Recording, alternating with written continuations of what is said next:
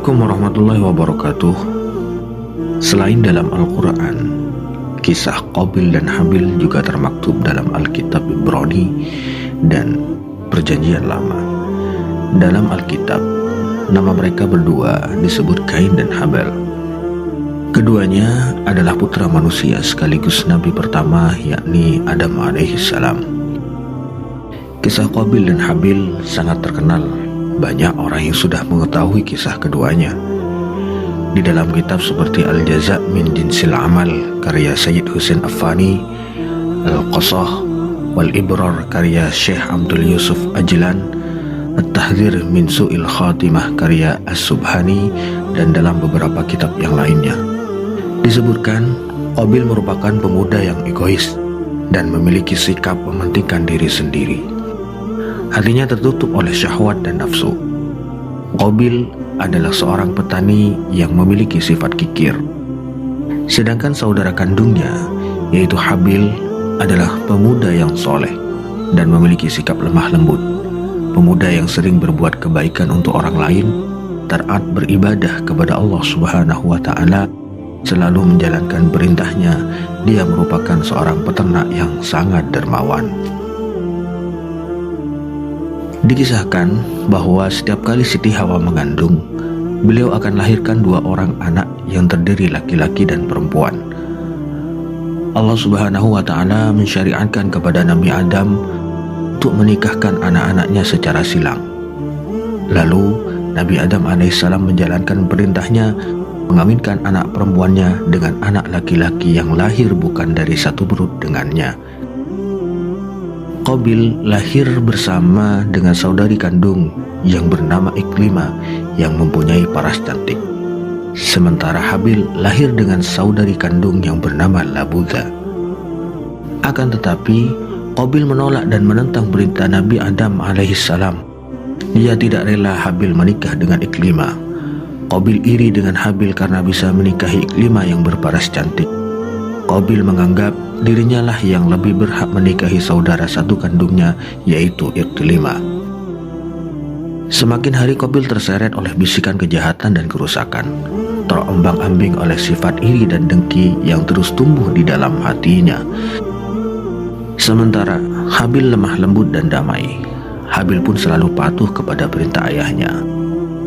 Selain itu, Qabil juga dikenal sebagai seorang yang kikir, sangat berbeda dengan Habil yang dikenal sangat dermawan.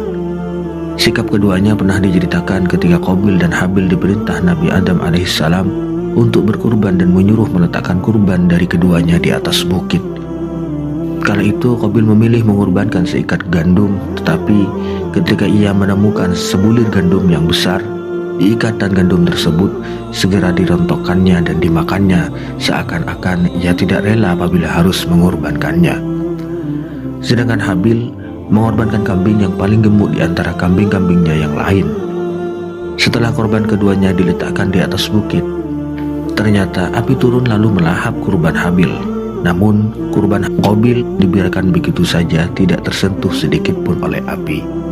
Ini bertanda bahwa Allah menerima kambing yang dikorbankan oleh Habil dan menyimpannya di dalam surga selama 40 tahun. Kelak, kambing itulah yang akan disembelih oleh Nabi Ibrahim alaihissalam. Sedangkan korban Qabil yang berupa seikat gandum ditolak. Hal ini yang membuat Qabil semakin benci dan marah pada saudaranya, hingga di kemudian hari Qabil mengancam membunuh Habil. Tetapi dengan tenang Habil menjawab ancaman Qabil seperti yang sudah diabadikan di dalam Al-Quran. La im basatta ilayya yadaka litaktulani ma ana bibasiti yadiya ilayka liaqtulak inni akhafullah rabbal alamin inni uridu an tabu'a bi ismi wa ismika fatakuna min ashabin nar wa dzalika jazaa'uz zalimin. Sungguh kalau kamu menggerakkan tanganmu kepadaku untuk membunuhku, aku sekali-kali tidak akan menggerakkan tanganku kepadamu untuk membunuhmu.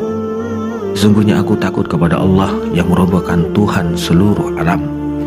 Sesungguhnya aku ingin agar kamu kembali dengan membawa dosa membunuhku dan dosamu sendiri. Maka kamu akan menjadi penghuni neraka, dan yang demikian itulah pembalasan bagi orang-orang yang zalim.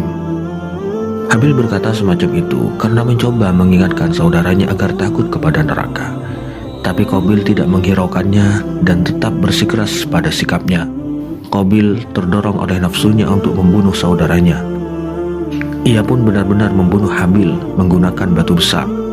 Karena tindakannya itu membuat dirinya menjadi golongan orang-orang yang merugi. Dalam sebuah riwayat, Rasulullah SAW telah bersabda, sesungguhnya manusia yang paling celaka ialah anak Adam yang membunuh saudaranya, yakni Qabil. Tiada setetes darah pun yang dialirkan di bumi ini sejak dia membunuh saudaranya sampai hari kiamat, melainkan ia kebagian dari siksanya. Demikian itu karena dialah orang yang mula-mula melakukan pembunuhan. Wallahu a'lam.